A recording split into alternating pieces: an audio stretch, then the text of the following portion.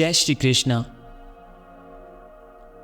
कई बार क्या होता है कि इंसान के पास सब कुछ होता है जो कि एक बेहतर ज़िंदगी जीने के लिए पर्याप्त है, लेकिन फिर भी वो उन चीज़ों के लिए दुखी रहता है जो उसके पास नहीं है। ऐसा ही कुछ रमेश के साथ भी हुआ। एक धनी साहूकार था जिसका नाम था रमेश। उसके पास बहुत धन दौलत थी।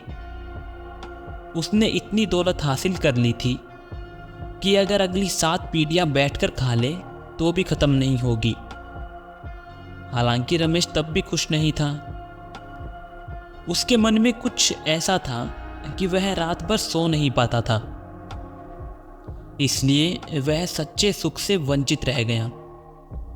उसने सबसे पूछा कि वो ऐसा क्या कर सकता है जिससे कि वो अपने मन में उठ रहे सवालों का जवाब पा सके और सुख और शांति से जी सके। किसी व्यक्ति ने उससे कहा कि तुम संतों की शरण में जाओ, वही आपके मन में उठ रहे सवालों का जवाब दे पाएंगे। रमेश उस व्यक्ति की बात मानते हुए संतों की तलाश में चल पड़ा। चलते चलते उसे काफ़ी दिन हो गए। एक दिन उसे रास्ते में एक साधु महाराज एक पेड़ के नीचे बैठे दिखे। रमेश उस साधु के पास गया और उसको प्रणाम किया और कहा, गुरुजी, मैं आपसे कुछ पूछना चाहता हूँ। साधु ने कहा, पूछो। रमेश ने कहा, गुरुजी, मेरे पास किसी वस्तु की कोई कमी नहीं है। इतना धन है कि अगली 7 पीढ़ियां बैठकर बिना कोई काम किए आराम से खा पाएंगी। फिर भी मैं खुश नहीं हूँ क्योंकि एक व्याकुलता मुझे सोने नहीं देती। साधु महाराज ने कहा, पहले अपनी समस्या बताओ, फिर उससे छुटकारा कैसे पाया जाए वह मैं तुझे बताता हूँ। रमेश ने कहा, महाराज, मुझे ये परेशानी है कि मेरे पास जो धन है उसमें मेरी 7 पीढ़ियां तो बिना कोई काम किए आराम से बैठकर खा सकती हैं, लेकिन मेरी 8वीं पीढ़ी का क्या होगा? मुझे चिंता अपनी 8वीं पीढ़ी की है। साधु महाराज मुस्कुराए और बोले, चिंता मत करो, मैं तुम्हें इस परेशानी से बचा लूँगा। साधु ने उसे 1 किलो चावल की पोटली दी और कहा कि सामने उस पहाड़ पर एक बुढ़िया एक कुटिया में रहती है, उसको चावल देकर आ जा, फिर मैं तुम्हें तुम्हारे भ्रम से मुक्त कर दूंगा।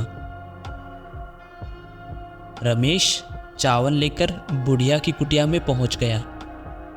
उस कुटिया में दरवाजा तक नहीं था। वह बूढ़ी औरत भगवान के भजन में लीन थी। रमेश के पैरों की आहट से बूढ़ी माँ का ध्यान टूट गया। उसने ऊपर देखा और कहा, बेटा, तुम कौन हो और यहाँ क्यों आए हो? रमेश ने कहा, माँ जी, मैं तुम्हें चावल देने आया हूँ, यह चावल ले लो। बूढ़ी माँ ने कहा कि मैंने तुमको चावल लाने के लिए कहा था क्या तुम्हारे सामने हाथ फैलाया था? नहीं ना, फिर चावल क्यों लाए? यह पोटली उठाओ और जाओ। फिर रमेश ने कहा, मुझे उस पेड़ के नीचे बैठे साधु ने भेजा है, इसलिए मैं आया हूँ। बूढ़ी औरत ने कहा, जाकर साधु से कह देना कि मेरी कुटिया में 2 दिन के लिए पर्याप्त चावल हैं। रमेश ने अपने सामान्य ज्ञान का इस्तेमाल किया, अपनी बुद्धि का इस्तेमाल किया। उसने कहा कि माँ जी, आपके पास 2 दिन के चावल हैं, आपको 30वें दिन के लिए चावल काम आएंगे, आप इनको रख लीजिए। बूढ़ी माँ ने कहा कि तुम और वो साधु मेरे 30वें दिन की चिंता मत करो।